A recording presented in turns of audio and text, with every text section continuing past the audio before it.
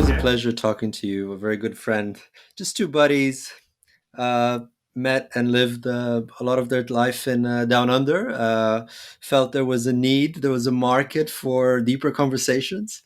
Uh, we also, given our East European background, I think we do have a certain fiber for the good, for the authentic, and for the everlasting. And just two buddies having a chat about things that matter, things that stand the test of time, and without having any pedigree, just some guys sharing some Yeah. opinions about some valuable pieces of information, some books usually. Yeah. So long story short, we review books and recommend our listeners, those who couldn't decipher this 40-second monologue, then here's a bit of quick summary. So yeah, we talk about classic books, and it's good that you did the little monologue because today's book is Right. very much focused on monologues. So it will be interesting to see how you like that idea. Today we are talking about Ayn Rand's Atlas Shrugged. I've seen mixed opinions on how to pronounce her name, so The Soviet Union. And I don't know anything about this book, by the way. You always amaze me with coming up with things that I've never heard of as being classics, but clearly my knowledge is limited. Rand is a pen name. It's I'm not really sure Mm. how she came up with it. Her original name is Russian. She's Russian originally. That moved over to the United States at a very young age, just after the Soviet Revolution became, or at the early stages of the Soviet Empire. Now let's trail back on how I know about this book and why I think it's a classic. Yep. So I love a good I have a story. story for you, and the story goes like this. Brilliant. A story goes like this.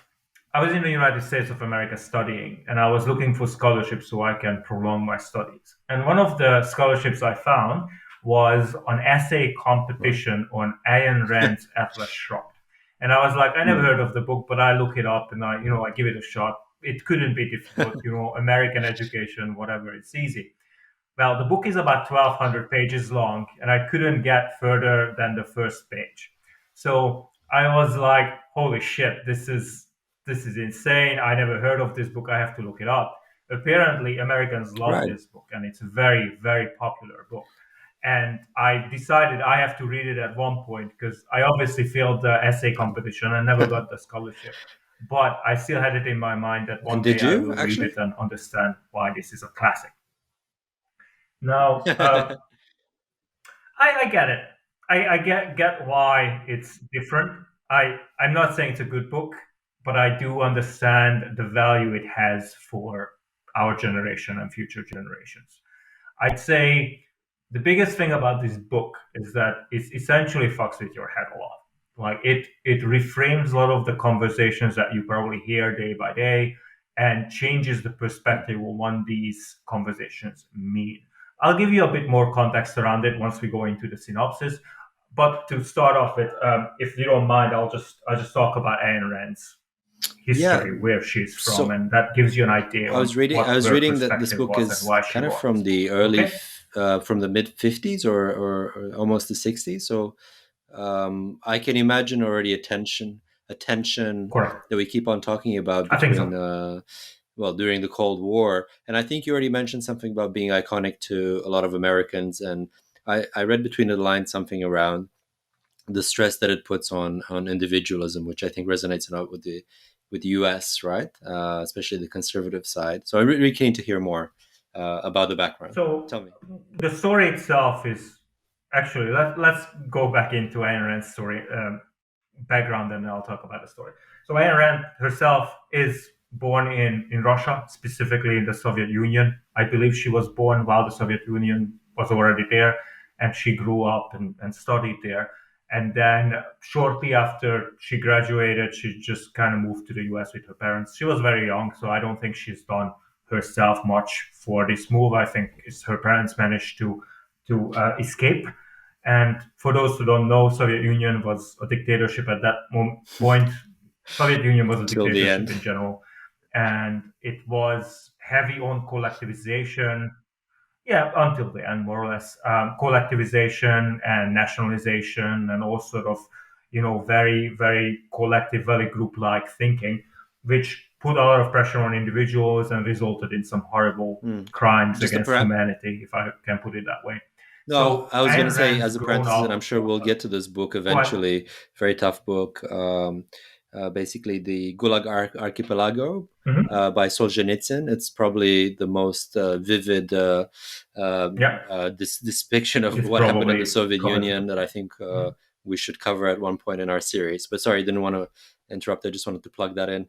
Stay tuned. Sorry, but Ayn Rand, yeah. Sure. Yeah, absolutely, sure. So Ayn Rand went to the US with her parents, and her parents, I think, pretty obviously hated the Soviet Union and communism, and she was kind of raised up with having the lady hate boner for collectivism and communism and all that jazz. So she was absolutely against everything that the government does. She was the type of person that thinks that if the government does something, it's equals socialism. She just wants everyone to leave her alone and just let her do her thing. And to her credit, she did throughout her life. She did work very hard, and it seems like she did achieve what she achieved by her own. And she never asked for anyone's help. If someone offered her help, then she might or she might not take it. But generally, she was not never complained. So at least she was consistent with her own beliefs. Whether she's actually right or whether she's is wrong about things is a different question. Her identity is not very popular. Her ideology is not very popular because it's very individual heavy. Like, she doesn't believe in like group collective goals. She doesn't seem to believe that anyone that talks about representing a group does it with good intention. Everyone seems to be Hmm. selfish, and you'll see that in the book as well. So, in generally, the book itself, and let's go into the book now, is about a railroad executive called Dagny Taggart. That's a lady, by the way. I never heard of the name Dagny. Did you Apparently, it's a say? mythological Sorry, name, did you say but doesn't Daphne? really matter. So, essentially, the Daphne? book is focused on how Dagny, right? Dagny. Dagny, which Dagny with G, but honestly, it's probably the same as Daphne. I think they talk about it in the book. I don't exactly remember. So the story is about her struggle against an authoritarian government, which is explicitly leaning more and more towards the collectivization, nationalization, the Soviet Union model, and the book itself is about 1,200 pages long. I listened to it on audiobook, which took about 60 hours, and most of the book is which is huge. For those who don't know, average book on Audible is about 10 to 15 hours long listening time. This was 4 times as long, and essentially the book is a collection of monologues. It's just characters monologuing on and on and on and on. There's a point when there's a 3 hour long monologue, which translating into page number is about 60 pages of monologuing. So that's like a marathon of speech. And as a result, and because okay, so everyone in the book is pretty egotistical and pretty selfish and Mm. unlikable. Everyone's basically an asshole, and that's very common with Ayn Rand's characters. Good guys, bad guys equally are just assholes. So if you cannot relate to characters like that, I don't blame you, because I don't think I could either. So as a result, I developed something I call Bookholm syndrome, which is the phenomenon when you read a really, really long and really, really bad book, but you invested so much time in it that you start to convince yourself that it's actually a good book, because you're like, okay, I just wasted half of my life reading this, but now something good has Well, to happen. And then sometimes something good happens. Sometimes it's kind of nice, and I like, oh don't yeah, know that's just necessarily if fine, it's right? a It's good actually a good book book. or, and I'm challenging you now, or it's the So fact that you feel good about yourself for putting up with the marathon of going to the end through this excruciating pain. exactly, exactly. Like, if you run a marathon, going back to the marathon one, and you spend the last 30 minutes trying not to shit yourself, then you're still like, you know what, that last 20 minutes was great, although it was not. It definitely was Is not. that the So reason why that's it's kind of like what Bookholm syndrome is. is So that the reason why it's don't called trust my Atlas opinion on Shrugged? it. Is there an element of genuine suffering here? Of just putting Well, no. That's part of one of the monologues they have in the book, and they explain what Atlas Shrugged is. And essentially, the book is a struggle. It's a very economic driven um, satire, or I guess fiction book that talks about rhetoric and how people try to like struggle for that political and capital power. So it is very much that type of book. If you ever like watch Dallas, it's a really old series, it's probably will ring you a bell. It's not that exciting in terms of yeah, topic. But here's the thing, and this is where my Bookholm syndrome kicks in, and I can tell you that I think it's a good book. This book is extremely right. motivating. It's so inspirational. It's like every character that's successful there is successful in spite of everyone else. Every industrialist that's in the book and achieves something, they achieve it while everyone else is like, you will never achieve it, you will never be successful, you will fail, and they do it. And the idea that you listen to them talk about it and how they actually get from zero to hero, it's incredibly captivating and motivating. You're like, fuck yeah, I can do this, I can build So anything I want. And that's very much what I and think popular makes in the the book US, and this really is very a much shout out to impressive. Peter Thiel, 0 to 1.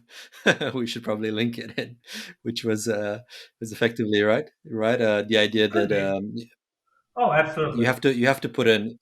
Yeah, it's yeah, I mean, it's very much that, Yeah, it you have to it go through a lot of pain and suffering in this say creative that. process, and you have to. It's probably against all odds, right, that you do these things, and you also admit, which I think is very honest. Maybe that's why people like it. I know that that's part of the American culture is admitting that everybody has individual goals, and by default they may be antagonistic.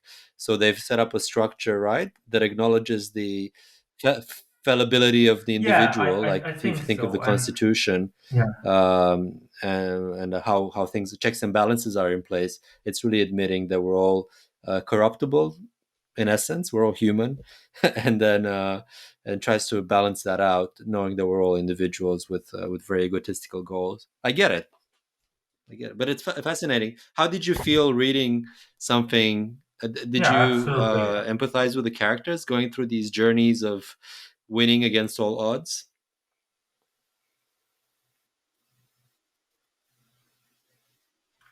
I Okay, so a little spoiler, it isn't always winning, right? It's more of a, so it's winning against all odds is probably an exaggeration. I got it. I got it. It's not like I would look up to any of these characters, but I totally understand where they are coming from. And I think just to go back to the individualism thing is why this book is interesting is, as I said, it fucks with your head. It really reframes a lot of the talk about groups and collectives, like how something is good for a nation. When someone says this is good for us or good for a nation, do they really mean that? Or are they just using that to leverage and build something for themselves? This is a classic corrupt politician idea that politicians don't really care about their voters. They just want to like fatten up their own pockets, and then talk about how they help the country so that you can vote for them again. So it's and there is some truth to it. I do think that a lot of, in one way, what I think Ayn Rand was wrong about is that she believed that the industrialists, the productive members of society, the people that own the factories, are are always the good guys, or they are always, they're always the ones that make changes. And she didn't really think of like monopolies, um, using their power to get political Mhm. votes and stuff. So there's a lot of stuff there that you can So unpack and if I say, well, rephrase she what you was probably if I wrong about. rephrase what you're saying is And that she's taking a but very that's okay. very pro-capitalist approach, saying that, and this is probably a reaction to what happened in communism, right, where property was collectivized and the most productive citizens of the country their assets got confiscated and shared with everybody, and that led to effective hunger because the people that had any skill to producing goods no longer were able to do it. So it's taking the opposite view, which is might be a bit naive, a bit utopian, saying Absolutely. that these industrial people, which are productive indeed in their allocation of capital and resources in creating goods, they're not entirely innocent either, and they're also corruptible as well. So that side doesn't shine through necessarily. Oh, absolutely. Oh, absolutely. I mean, you could blame this on the era that she wrote it in, her background as well. As I said, she just had a massive hate boner against the Soviet Union. So, she was very black and white. And if you ever watch interviews with her, like she's not a very pleasant person. Like she's actually incredibly rude and very honest, very straightforward person, which you can appreciate. But she's not nice to be around. So Okay. it's a very interesting character, and I guess her, like, we can go into the economics of it, that she actually assumes that most of these companies are not monopolies, and there's all sort of other things happening, but there's no point of that. In terms of why I think it worth reading is because it really like reframes everything, and she talks about slogans, propaganda, and just ideas in a complete different light. So a lot of the stuff that you can hear right now today from different countries appears in the book, but completely reframed to almost corrupted. In a way, it's like how 1984 did like the Ministry or Department of Peace, and it was actually like a war machine. The whole point of the department was just Mm. how to wage wars, but it was called the Ministry of Peace, or the ministry. I don't remember the other ones as well, but it's all like corrupted and twisted out. So she kind of like does that as well with a lot of these slogans. Like whenever a politician says like, "Oh, I do it for this group or that group," she's like, "Are you really?" And she just kind of like turns it inside out. So yeah, it's very much that, and that makes me even more cynical, and I'm already very very cynical. Well, I So turn it around it's and not ask helping me. whether this is helping you cultivate your critical thinking, or people reading it to some extent, right? The bullshit detector that you were mentioning, does it?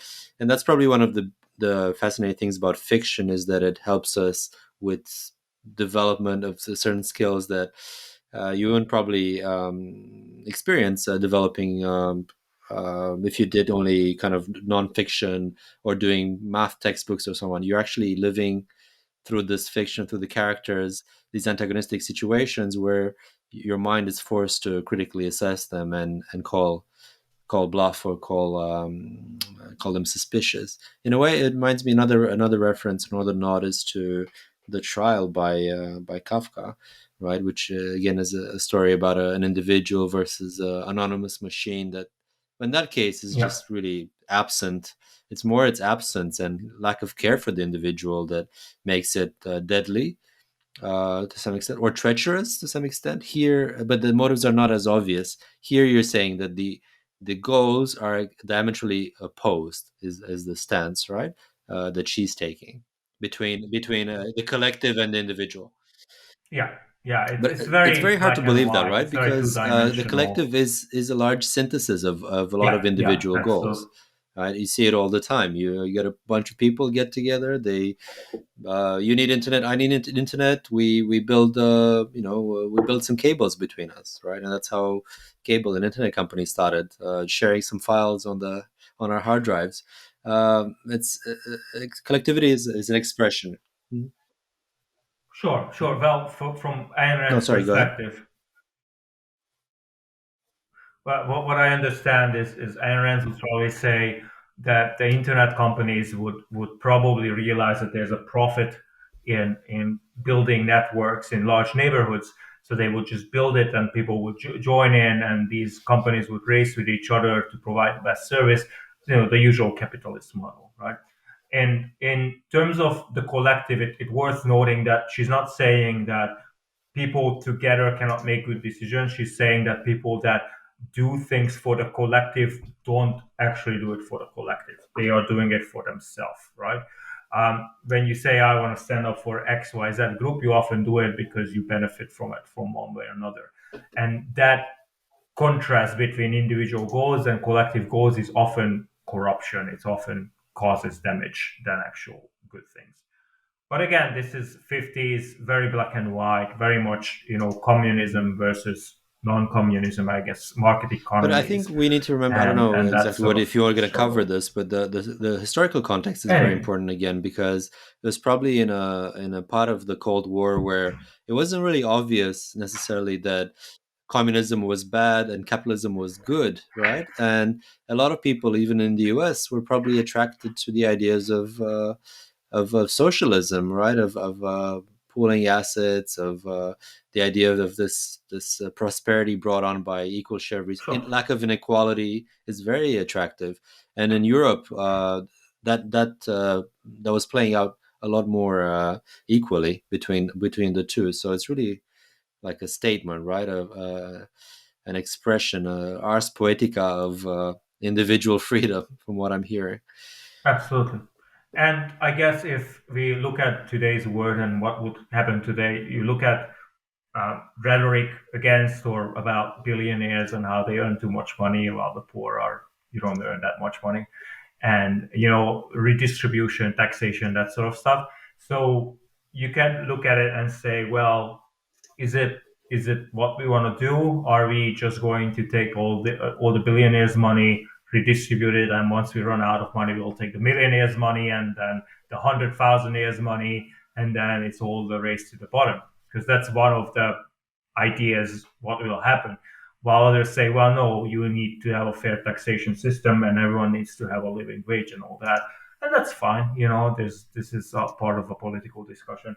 I just feel like, if Ayn Rand would be alive today, she would be like, no, billionaires should earn as much money as they want, and everyone should have the opportunity to become a billionaire. Basically, everyone should be able to, enter the market and all that. So she's very much Hmm. what we often call anarcho-capitalist.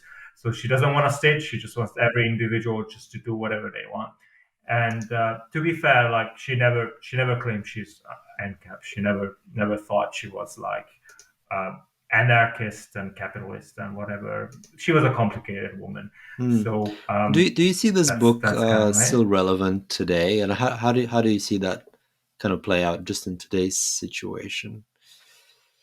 Why would anyone want to read it? I don't think Why there would anyone is. want to read it today? Good. Well, I think the big part of it is the rhetoric, how people talk about wealth, production, life, tax, that sort of stuff. How people want to improve society, how we want to make things better. That part is very much relevant. So what Ayn Rand is talking about in the book, it's the same rhetoric devices, the same slogans, the same logic, and the same flow of thoughts as we see today. It hasn't changed at all. In terms of the actual like story, the railroad, this lady who runs the railroad, and she's so much in love with it, she would probably marry it if she could. It's not so much relevant. Like no one cares about railroads today. Absolutely not. And I know they Yeah, made a movie out of it, which was kind of like don't watch the movie. mediocre. It got very mixed reviews because it was trying to shove this like probably not. I mean, it's trying to shove the railroads into like a futuristic setting, and it's just like nah, that doesn't really work. With rhetoric, I think it's pretty good. So when you listen to the monologues and how people think and what they believe success means and what fairness, equity, whatever means, I think that context is relevant. But if you don't like the railroad talk, or you don't like the smelting of iron talk, which there's a lot of Sounds like lot a about, game of Monopoly, right? You got to then buy you the probably don't rail, want to read it. you got to buy the hotels, and that's okay because if you do, winner take all.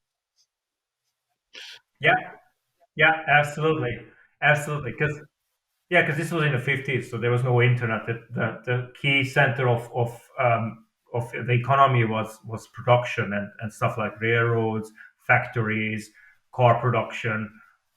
I feel like even real estate wasn't as much of a big thing or as important as it is now, Hmm.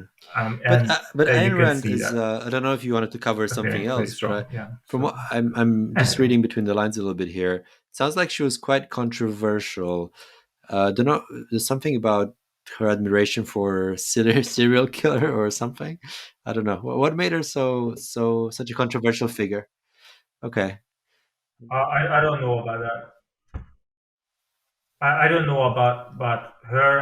I think she was, well, she was, as I Yeah. said, she was basically an anarchist and capitalist. So she didn't believe in like borders. So she made thoughts. She made comments about how, if you are, some sort of local native and people come in and live next to you and you don't want them to live next to you, then you can suck it. That was related to, how Native Americans were, uncomfortable with settlers coming in.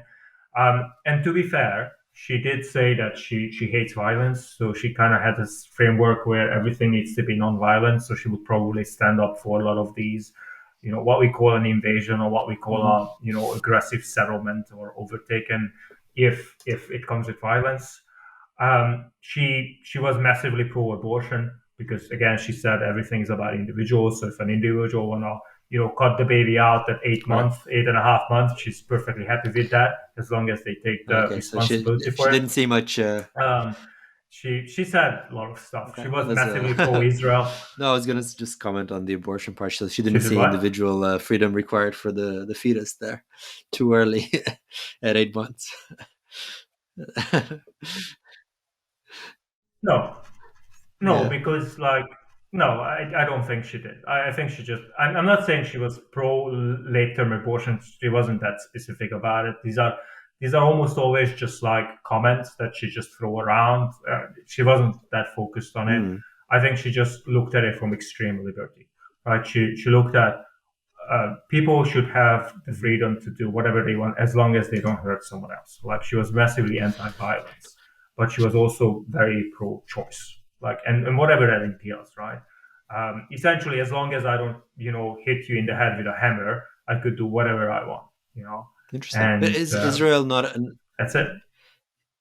you mentioned And she Israel. was Is not very Israel not a nonviolent. No, collective she goal was. to some extent because it's a state? Of course, many people wanted that settlement to occur, but ultimately, Well, her perspective was, if you look at the interview, is that at that point of time, Israel already had the settlements. They already had the kibbutzes set up, and as a country, and the what is it called, the white paper, whatever the UK signed with the Jewish community, mm, and or the white book, I think it was called, and the creation of Israel was not the question. The question was, are we allowing or are we letting these kibbutzes, these Israeli settlements, to live as they are? And Ayn Rand was like, yeah, of course. They settled into a place where no one lived. They didn't do anything, any violence. They didn't hurt anyone. They just wanted to make a living. And then that was the time when things like I think the 6 day, I might be mixing up, 6 or 7 day war happened. There was a lot of like conflicts, and a lot of not Hamas, but whatever the Palestinian front was, like started attacking a lot of these settlements.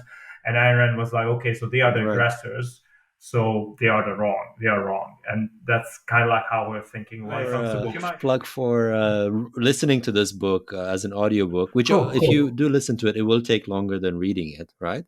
As you said, it just takes longer for someone to read it out loud versus skimming it through it.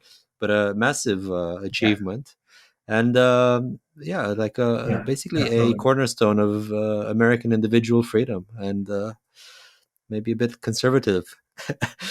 I don't know if Ayn Rand would call herself conservative. She was just like, it's all about liberty, right? So especially if you think about like the Hmm. whole abortion thing, I feel like she was a bit of a mixed bag. Um, and yeah, thank you for listening, and we'll try to add some links to our show notes just in case you wanna get the book, interested checking it out. Yeah, No, thanks for thank you. tuning I in. wanted to Is there say anything else, thanks to Russ? you, Norm, for introducing me with this book. I'm always amazed of how complementary our views of literature are, and I'm always learning new things. So really grateful for that. Thanks a lot, and thanks for listening, guys.